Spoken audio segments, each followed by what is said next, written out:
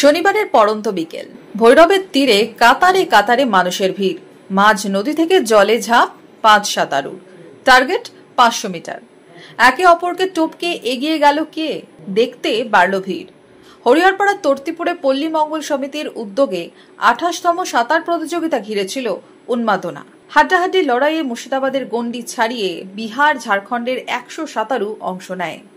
প্রতিযোগীদের উৎসাহ যোগাতে হাজির ছিলেন হরিহরপাড়ার বিধায়ক নিয়ামত শেখ সহ স্থানীয় জনপ্রতিনিধি, ক্রীড়াপ্রেমীরা। ধন্যবাদ জানাবো এই ক্লাবের পক্ষ থেকে 28তম এই যে সাঁতার প্রতিযোগিতা কন্টিনিউ করে যাচ্ছে, তার জন্য আমি ধন্যবাদ জানাচ্ছি ওনাদেরকে।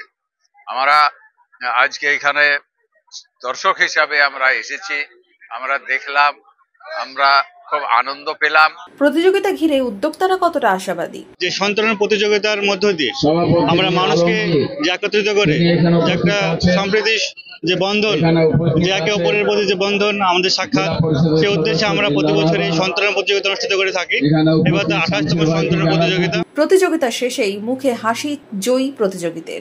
বিজয়ীরা হাতে পেলেন ট্রফি, শংসাপত্র। হরিহরপাড়া থেকে মামুনুল ইসলামের রিপোর্ট, মধ্যবঙ্গ নিউজ।